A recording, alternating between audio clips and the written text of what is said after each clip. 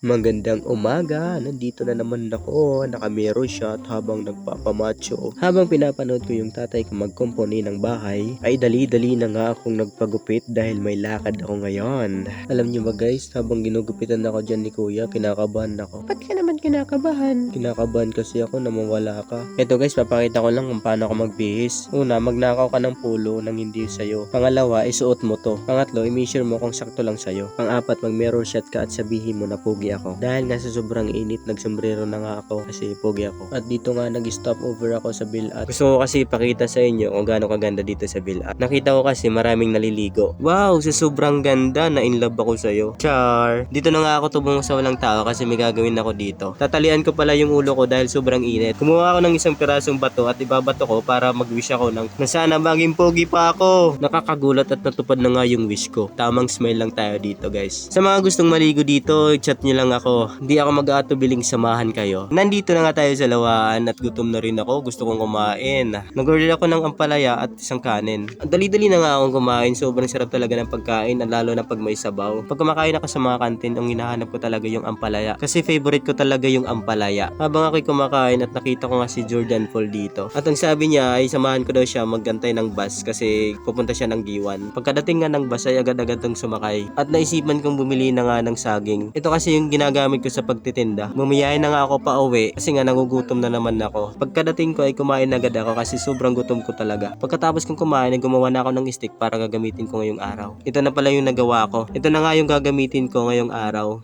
Mayroon akong mantika, may saging, may stick, may mga plato, may kutsara, may mantika at yung panluto. Ito na nga yung finished product natin. Ang pangalan pala nito ay Banana Crunch. Ito ay 10 pesos kada isa. Bali pag nabinta ko lahat, kakalaga siya ng 280. Bilangin nyo na lang kung ilang piraso. Hindi ko na nga pinakita lahat. Salamat pala sa mga nanood. Thank you very much. Yo, bro.